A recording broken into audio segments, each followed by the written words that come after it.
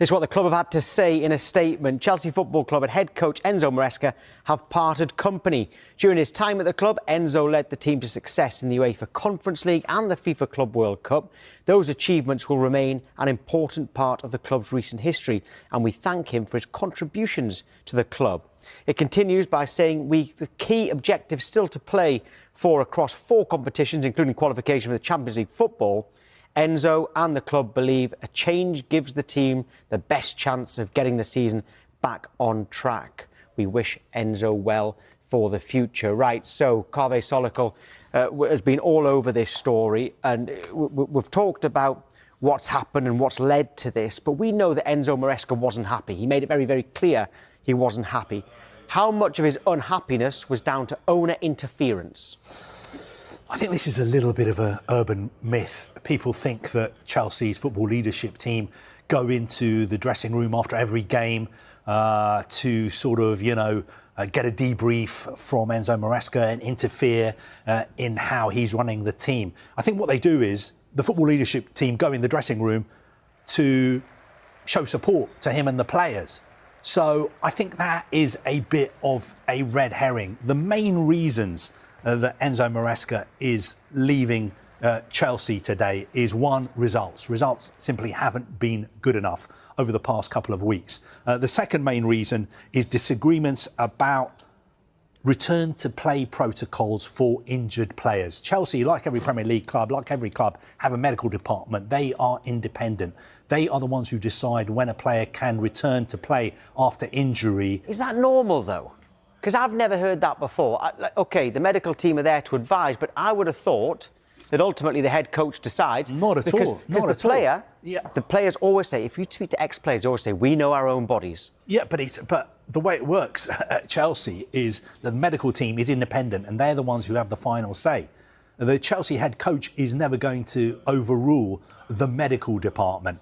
And also, I think, the fact that Enzo Maresca has recently been linked with other clubs, and this has coincided with a dip in performances and results, has just added to the feeling that there's too much volatility at the club. Look, the structure of Chelsea is not going to change. They're going to make a new appointment. A new head coach is going to come in a matter of days. And whoever that person is going to have to work in the same way as Enzo Maresca was happy to work when he accepted the job in the summer of 2024. But that's a good point. If he was happy to do it and then wanted to change it when actually they have had success, you've got to kind of say, well, to the manager, head coach, sorry, what was your problem? At the same time, if it's believed it's not working, why does the structure say the same? We have a lot of Chelsea fans on the show, and they say that they're not happy with the structure ahead of the head coach. We've heard Graham Potter wasn't happy with it. We heard Mauricio Pochettino wasn't happy with it. We now know Enzo Maresca wasn't happy about it. So do they need to change something up there? You say they're not going to, but should they? They're not going to change that. That is not going to change. The people who own Chelsea own the club and they put a structure in place. They believe it's a modern structure similar to the structure that you see at a lot of other big clubs around the world. And the head coach is the head coach and he has to fit into that structure. I think there are specific reasons why Enzo Maresca is leaving Chelsea.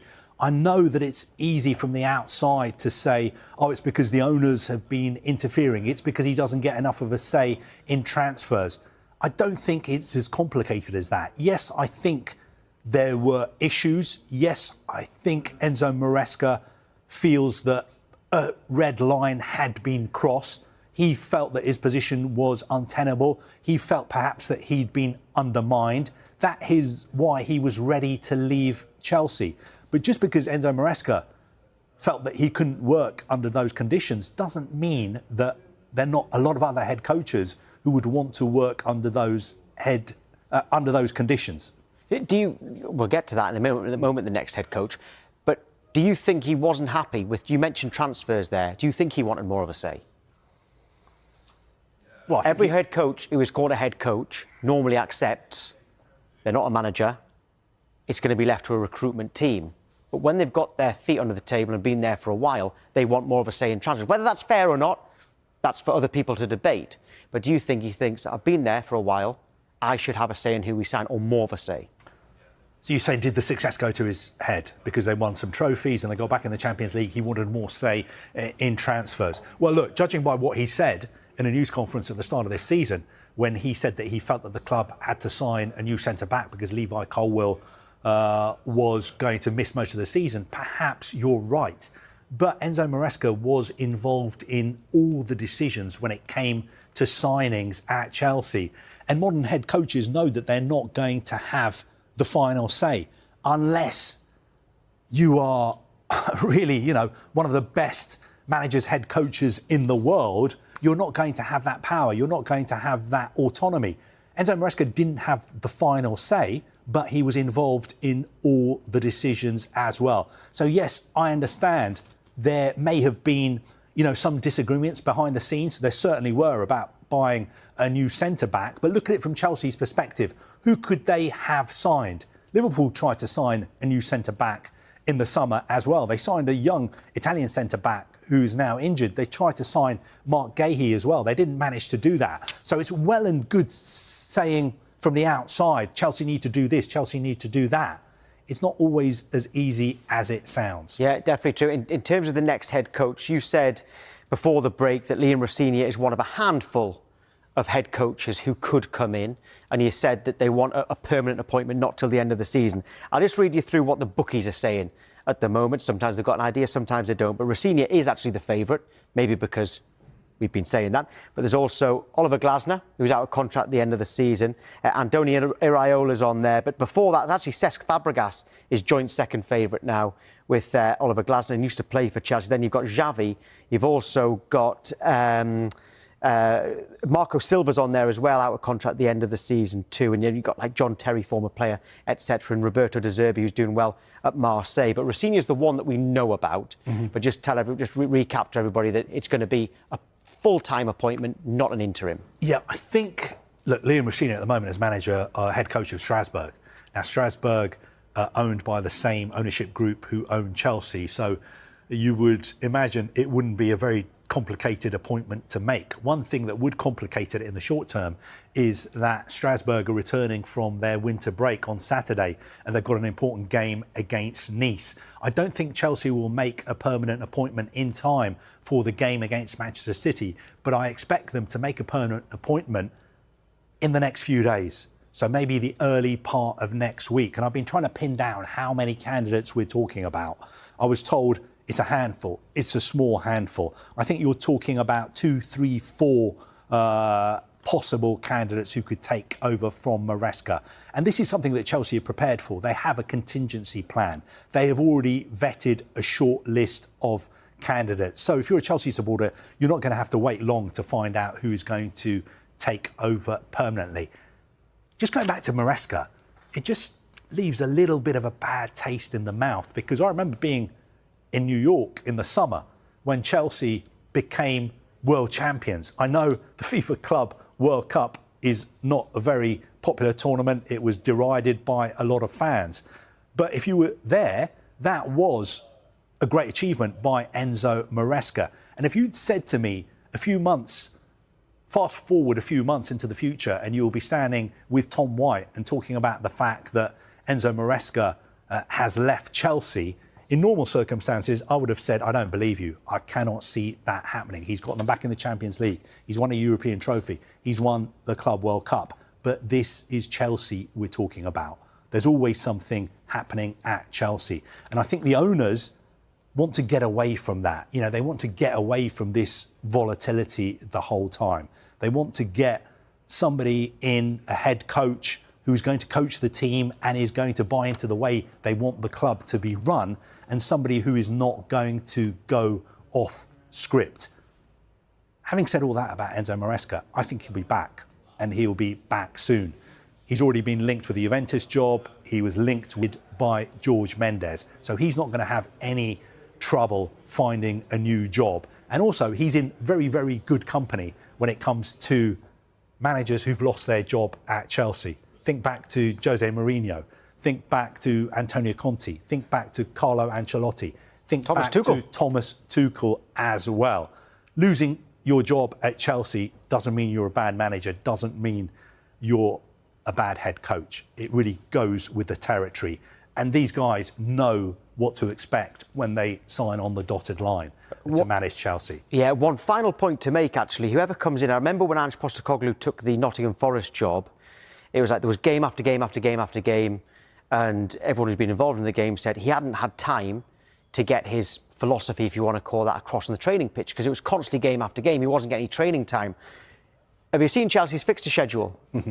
In January, from Sunday until the end of the month, so 27 days, they've got 9 games, right? Now, no one's going to be in charge for Manchester City, it doesn't sound like anyway. In a few days' time, it's Fulham away in the Premier League as well before the FA Cup comes in. It's going to be the same issue. Whoever it is isn't going to get a lot of time on that training pitch, are they? And it's going to be a baptism of fire. Yeah, they've got 9 games in 4 competitions. Let's deal with the Premier League first. Whoever comes in is not expected to win the Premier League. Nobody at Chelsea is expecting to challenge for the title this season. They need to finish in the top 5 to make sure they finish in the Champions League places and qualify for that again next season. When it comes to their 2 Champions League games in January, Paphos, Napoli away. OK, if they win both those games, that would mean that they would avoid the playoff round in the Champions League. But even if they don't win those 2 games, it's still highly, highly likely that Chelsea are going to get into the knockout stages of the Champions League. Their game against Arsenal, that's the first leg of the League Cup semi-final. That is not a priority trophy for Chelsea. Yes, if they win it, great. But if they get knocked out of that by Arsenal, it's not the end of the world. They've also got another London derby against Charlton in the FA Cup 3rd round. Of course, Chelsea have a great history in the FA Cup as well. They'll be overwhelming favourites for that game. But if you were to lose that game, would it be the end of the world? I suspect not. The important thing is Chelsea have to be back in the Champions League next season. They have to improve on what they did this season. And if they can win a trophy along the way, then all well and good. First time in Premier League history that a manager has left his job on New Year's Day. What a story. What a start to the year. Let's get stuck into it with our panel. In a year and a half in the job, he won 2 trophies, including the Club World Cup. A month or so ago, they demolished Barcelona, and we were talking about them as Premier League title contenders. Clinton, let me come to you first. How on earth has it come to this, then, that he's gone?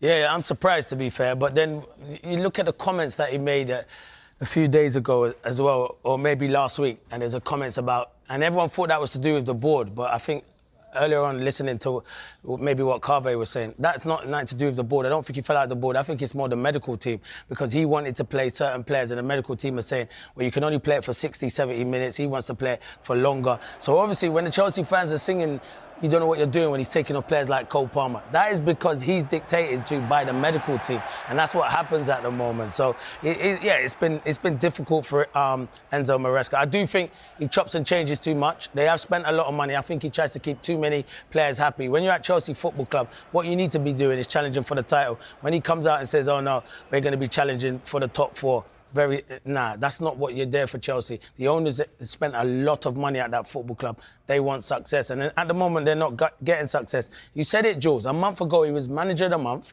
beat Barcelona, got a draw against Arsenal, where they should have. If Caicedo stays on the pitch, they could have won it, and everyone's talking about in a title chase, promotion chase. And now you look at it now, a month later he's lost his job. So listen, it's probably disappointing for Enzo Maresca, but the Chelsea hierarchy, they run that football club basically, Jules. Like, they sign the players and they want their manager to just coach and get the results on the pitch. But that run of form there, Jules, for Chelsea, the last 10 results is nowhere near good enough. Like, no disrespect to Bournemouth. Bournemouth haven't been in good form, and you're at home and you're only getting a 2-2, and in the end, Bournemouth could have gone on and won that game as well. So, yeah, you never like to see a manager lose his job, but Chelsea's a massive football club, and Enzo Maresca probably should have been doing better. But you have to take into account he has won trophies with that football club as well.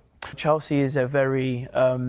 they can be quite reactionary if things aren't going very well. And he's had quite a difficult time of late. So I want to say it comes as a surprise due to the timing and with the games that have got coming up. But at the same time, I think it's quite, you can never really gauge where the hierarchy are at Chelsea, and the decisions can be quite impulsive at times. So it's a shame, because you never like to see a manager lose their job, especially one that's won the Club World Cup and the Conference League. But it's about how the players can, kind of almost let this information sink in as quick as possible and prepare themselves for such a massive game coming up next. And I mean, the statement they put out was fairly short on the website, and they talk of the season, needing to get the season back on track, Jamie.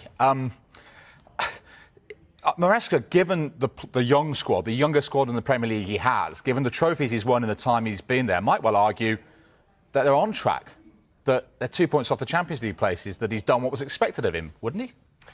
I think so, but then I'm not privy to the conversation along the journey, as in when he first got appointed and then in the last year after winning the 2 cups that the guys mentioned. And I think that there's always a big difference between fan expectation and actual what you're going to deliver between the board and the manager and what their expectation is. All fans are going to say, you know, at a club the magnitude of Chelsea are going to say, well, we have to be in the top 4 as a minimum. But so are all these other clubs. We talk about Man United saying that. We talk about Liverpool now. All of these clubs are trying to do the same thing. So I think that I'm not sure at the start what position they're saying. Are we going to go and, as we know, they go and buy a vast amount of young upcoming players. Now, that model means that you're not definitely going to get consistency, are you? Because the nature of the younger players and trying to bring them on, are you going to bring them on to try and sell them and keep this whole rotation in a club? But at the same time, the skills doing that and trying to be in the top 4. And I'm not sure if that's the message that's out there. Now, if it was the message, then you'd say, well, yeah,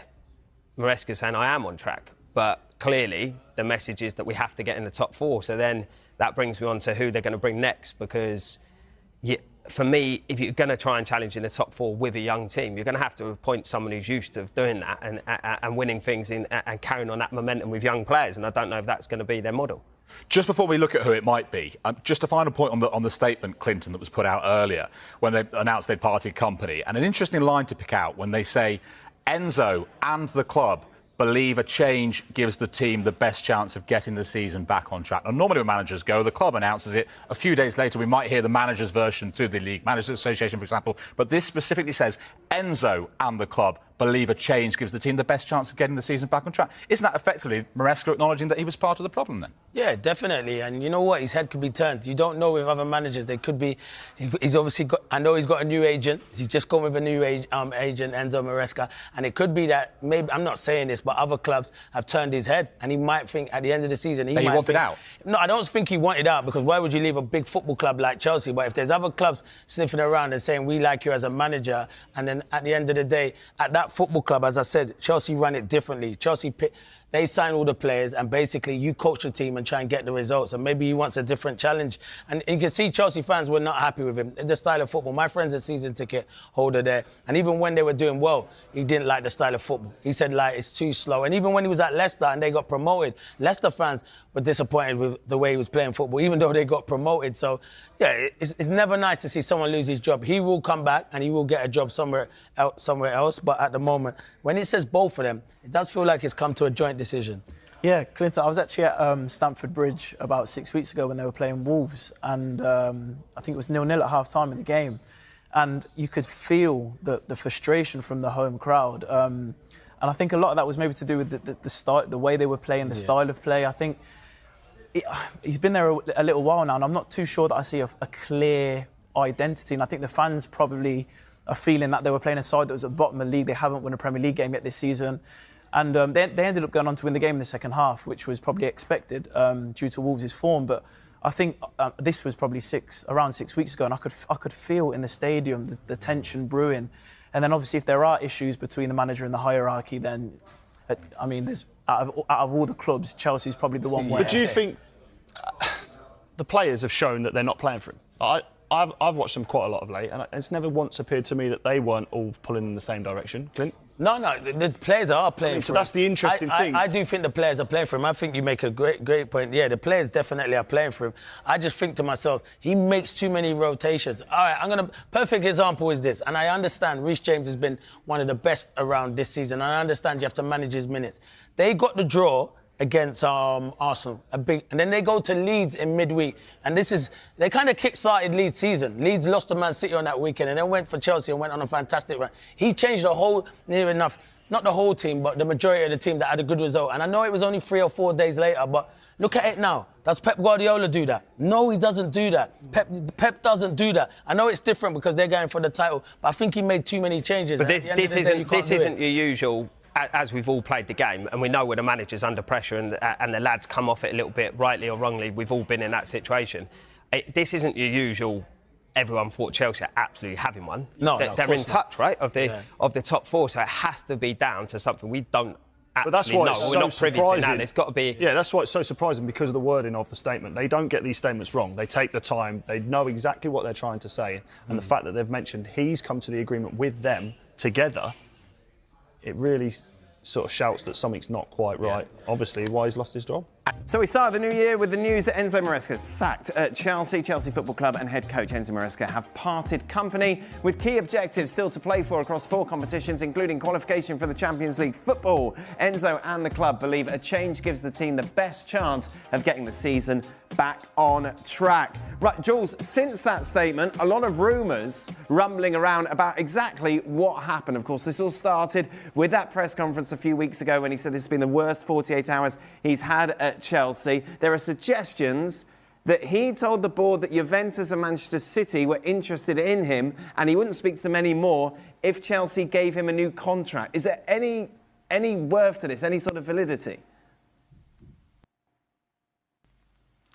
Yeah, this is all true, all part of the reason why Chelsea decided to part ways with Enzo Maresca. The one about City and Juventus, I think, were the one is the thing that annoyed the board and the owners the most. There's a clause in Maresca's contract in case he's approached by another club or talking to another club that he has to come clear to Chelsea and say, listen, you know, I've talked to X, Y, and Z. In this case, City and Juventus. The mistake that Maresca and his people, George Mendes, especially his agent, made massively, especially in terms of timing, but just overall even, was to leak those discussions with City and him being on the shortlist of City in case Pep Guardiola was to leave the club, for example, at the end of the season, because that went down really, really badly with the Chelsea ownership.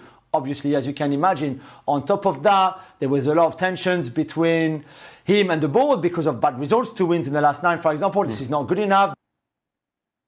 Some of his own decisions haven't been good enough in-game management, but also in terms of team selection at the start of games. There's been issues between him and the medical staff in terms of protocols around players coming back from injuries, players while they were injured. And I think the club felt, listen, this team is not improving individually, collectively, and right now it's too risky. Let's just remind everybody before Craig can give his opinion that Chelsea have to qualify for the Champions League next season. If they fail to qualify for the Champions League financially, this would be catastrophic for a team that is already, in terms of financial fair play and PSR, on very much borderline.